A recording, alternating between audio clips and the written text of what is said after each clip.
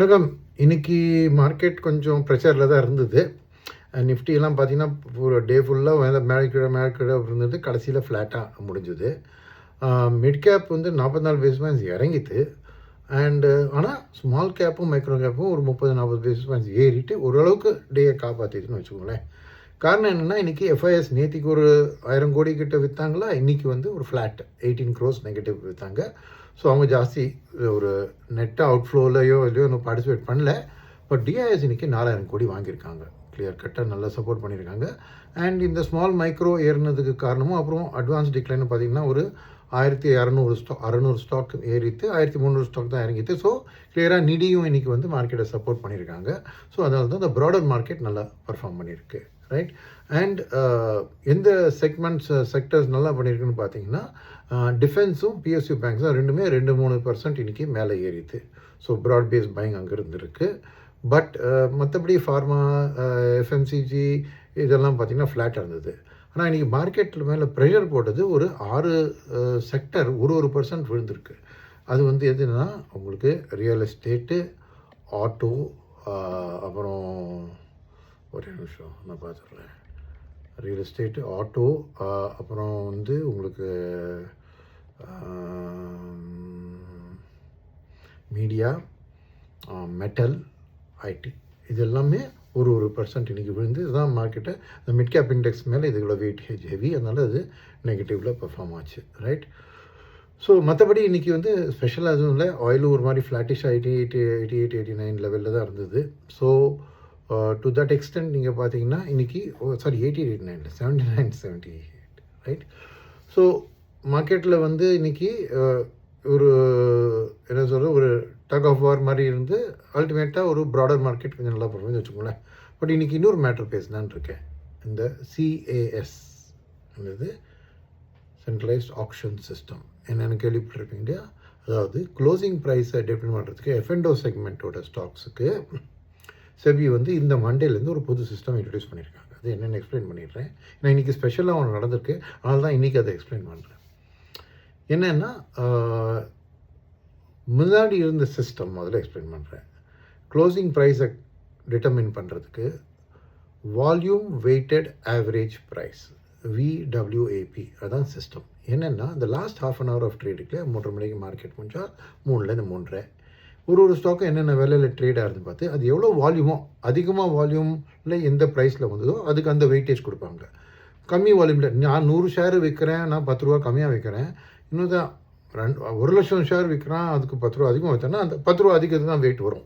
என்னோடய actual price வேறையாக இருந்திருக்கலாம், பட் அவங்களோட ப்ரைஸ் அந்த வச்சு அதை ஸ்மூதன் பண்ணி இது ஒரு சிஸ்டம் நல்லா தான் ஃபங்க்ஷன் ஆயிருந்தது. ஒரு ஸ்மூதன்னாக ப்ரைஸ் கிடைக்கும் டைம் பவுண்டாக அந்த லாஸ்ட் ஹாஃப் அன் ஹவருக்கு அப்படி தான் இருந்தது. ஆனால் என்ன விஷயம்னா, இந்த வால்யூம் வெயிட்டட் அப்படிங்கிற வார்த்தைனால என்னென்னா, ஒரு பல்க் டீல் வந்ததுன்னு வச்சுக்கோங்க. ஒரு பல்க் டீல் வந்து 1 லட்சம் ஷேர் விற்றாங்கன்னா இல்லை வாங்கினாங்கன்னா அதோட ப்ரைஸ் தான் டாமினேட் ஆகி மற்ற எல்லாரோட ட்ரேடும் அந்த ரேட்டுக்கு அதோட வெயிட்டேஜ் அதிகமாக வந்ததுனால அந்த ப்ரைஸ் அப்படி டிட்டர்மின் ஆகி க்ளோசிங்கில் மாற்றிடும். ஸோ செபிக்கு இது ஒரு டிரான்ஸ்பரண்ட்டாக இல்லை, ஒரு பல்க் டீல் வந்து டிஸ்டார்ட் பண்ணுறது அப்படிங்கிற ஒரு அபிப்பிராயம் இருந்தது. அதனால் அவங்க இல்லை, எனக்கு மோர் டிரான்ஸ்பரன்ட் சிஸ்டம் வேணும்னு சொல்லிட்டு இது புதுசாக சென்ட்ரலைஸ் ஆப்ஷன் சிஸ்டம் என்னென்னா 3:15 ட்ரேடிங்கை நிறுத்துவாங்க. இந்த F&O செக்மெண்ட்டுக்கு 3:15 நிறுத்திட்டு அப்புறம் அந்த 3:15லேருந்து 3:30 வரைக்கும் நடக்கிற ட்ரேட்ஸ் எல்லாம் அது என்னன்னா எப்படி வேணால் நடக்கட்டும், அதை கடைசியில் ஒரு ஆப்ஷனில் போடுவாங்க. ஒருத்தரும் பிட் பண்ணணும். அந்த பிட் பண்ணிவிட்டு அதை பேஸ் பண்ணி ஒரே சிங்கிள் ஈக்குலிபிரியம் ப்ரைஸை டிட்டர்மின் பண்ணுவாங்க. ஸோ அந்த ப்ரைஸ் தான் இன்றைக்கி அந்த க்ளோசிங் ப்ரைஸ் அப்படின்னு அந்த ஆப்ஷன் வச்சு அவங்களுக்கு டிரான்ஸ்பரண்ட் ஆப்ஷன் போடுறதுனால இந்த பல்க் டீல் வந்து டிஸ்டர்ப். நான் பெரிய பல்க் டீல் பண்ணிக்கலாம், நான் ஒரு 100 கோடி டீல் பண்ணலாம், கடைசியில் என்ன பிட்டு போடுறேனோ அதை பேஸ் பண்ணி ஒரு ஆப்ஷன். ஸோ இதுதான் செபி வந்து மண்டேலேருந்து இன்ட்ரடியூஸ் பண்ணியிருக்கான். அண்ட் 2 நாளாக பார்த்துருப்பீங்கன்னா இந்த லாஸ்ட் மினிட்ல பார்த்தீங்கன்னா ஒரு ஸ்பைக் வரும். ஏன்னா லாஸ்ட் மினிட்ல அந்த ப்ரைஸை டிட்டர்மின் இடத்துல ஒருத்தர் வந்து வாங்கினார்னா அந்த ஹையர் பிட்டாக கொடுத்துட்டேன்னு வச்சுக்கோங்க, ஆட்டோமேட்டிக்காக அது ப்ரைஸ். ஒரு லாஸ்ட் 2 டேஸை பார்த்தீங்கன்னா ஃபர்ஸ்ட் மண்டே அன்றைக்கி லாஸ்ட் 20 மினிட்ஸில் 200 பாயிண்ட்ஸ் ஏறித்து நிஃப்டி. டியூஸ்டே அன்றைக்கி 70 பாயிண்ட்ஸ் ஏறித்து. நேற்றுக்கு அந்த அளவுக்கு இல்லை. ரைட். ஸோ இன்றைக்கே இதை பற்றி ஸ்பெஷலாக இன்றைக்கி பேசுகிறேன். நிறைய அஃப்கோர்ஸ் இந்த சிஸ்டம் இன்னும் புரிஞ்சுட்டு இது பண்ணுறதுக்கு நிறைய பேர் இன்னும் கஷ்டப்படுறாங்க, ப்ரோக்கர்ஸு. ஸோ செவிட்ட ரெப்ரசன்டேஷன் போயிருக்கு, இது மாதிரி ப்ளீஸ் ரீகன்சிடர் பண்ணுங்க, இது கொஞ்சம் இதாக இருக்குன்ட்டு. இல்லை, பட் இன்றைக்கி என்னென்னா ஷார்க்காக அது தெரிஞ்சது என்னென்னா, இன்றைக்கி சென்செக்ஸ் வந்து 1/2% அப்பு, ஆனால் நிஃப்டி இப்போ சொன்ன மாதிரி ஃப்ளாட்டு. அப்போ 50 பேசிஸ் பாயிண்ட்ஸ் வித்தியாசம் சென்செக்ஸோட க்ளோசிங் லார்ஜ் கேப்புக்கு. இது ஏன் ப்ராப்ளம்னா, நான் ஒரு லார்ஜ் கேப் ஃபண்டு ஒரு மியூச்சுவல் ஃபண்ட் மேனேஜ் பண்ணுறேன். என்னோட பெஞ்ச் மார்க்கு சென்செக்ஸு, இன்னொரு லார்ஜ் கேப் வந்து பெஞ்ச் மார்க் நிஃப்டி.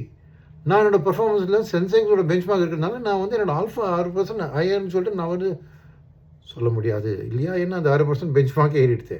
ஸோ நிஃப்டியோட கம்பேர் பண்ணால் எனக்கு என்னோடய பெர்ஃபார்மன்ஸ் அதே ஸ்டாக் தானே வாங்க போகிறோம், பெர்ஃபார்ம் பெட்டராக இருக்குல்ல.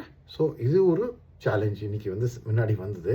அதுக்கு ஏன் முன்னாடி ஆச்சுன்னு சொல்கிறேன்னா, சென்செக்ஸ் இன்றைக்கி வந்து மார்க்கெட்டில் ஏற்றினது லார்ஜ் கேப்பில் வந்து பார்த்திங்கன்னா Reliance, HDFC bank, ICICI bank. இது சென்செக்ஸ்லேயும் இருக்குது, நிஃப்டிலையும் இருக்குது. ஆனால் சென்செக்ஸ் ஒரு 30 ஸ்டாக் இண்டெக்ஸ், நிஃப்டி ஒரு 50 ஸ்டாக் இண்டெக்ஸ். ஸோ இவங்களோட வெயிட்டேஜ் எல்லாம் சென்செக்ஸில் அதிகம், ரைட்டா? ஸோ அந்த வெயிட்டேஜ் அதிகம் வந்தாலும் சென்செக்ஸுக்கு அந்த ஒரு பூஸ்ட் கிடச்சிது. நிஃப்டியில் இந்த ஸ்டாக்ஸ் இருக்குது, பட் வெயிட்டேஜ் கம்மி. ப்ளஸ் நிஃப்டியில் சென்செக்ஸில் இல்லாத ஸ்டாக்கு வந்து இன்றைக்கி விழுந்தது. எந்த செக்மெண்ட்டு நான் சொன்னேனே, மெட்டல்ஸ் விழுந்ததா? ஸோ டாடா ஸ்டீலும் ஜேஎஸ்டபிள்யூ ஸ்டீலும் நிஃப்டியில் இருக்குது. அதே மாதிரி ஆட்டோ இன்றைக்கி 1% விழுந்துன்னு சொன்னேன். அதனால் மஹிந்திரா அண்ட் மஹிந்திரா இன்றைக்கி அதில் ஆட்டோவில் இல்லை நிஃப்டியில் இருக்குது. அப்புறம் டிசிஎஸ் ஐடி அதுவும் 1% டவுன் சொன்னேன். அப்புறம் பவர் கிரிட் கார்பரேஷன். ஸோ இந்த 4 ஸ்டாக் வந்து 4-5 ஸ்டாக் வந்து இவங்க விலை விழுந்ததுனால நிஃப்டியை கீழே இழுத்துது. பட் இது சென்செக்ஸில் இல்லையோ இல்லை வெயிட்டேஜ் ரொம்ப கம்மியும். ஸோ அதனால தான் இந்த டிஸ்டார்ஷன். ஸோ இன்னொரு இந்தளவுக்கு இந்த ஸ்மூத்திங் பண்ணுறதுனால இந்தளவுக்கு அந்த டிஸ்டார்ஷன் அந்தளவுக்கு வராது. ஸோ இது ஒரு பெரிய வித்தியாசமாக எனக்கு தெரிஞ்சது. சரி, இதை பேஸ் பண்ணி எதாவது மாற்ற போகிறாங்கன்னு எனக்கு தெரியாது. பட் ஜஸ்ட் இன்றைக்கி இது மாதிரி நடந்ததுனால நிறைய பேர் நீங்களே பார்ப்பீங்க, என்னடா சென்செக்ஸ் மட்டும் அந்த மாதிரி 50 பேசிஸ் ஆகி காமிக்கிறது, நிஃப்டி காமிக்கலையே அப்படின்னு. ஸோ அதனால் thought I will just explain பண்ணலான்ட்டு பண்ணேன். ஸோ ஹோப்ஃபுல்லி உங்களுக்கு இது ஓரளவுக்கு புரியறதுக்கு இதாக ஈஸியாக இருந்திருக்கும்னு நினைக்கிறேன். நன்றி. மீண்டும் நாளைக்கு சந்திப்போம்.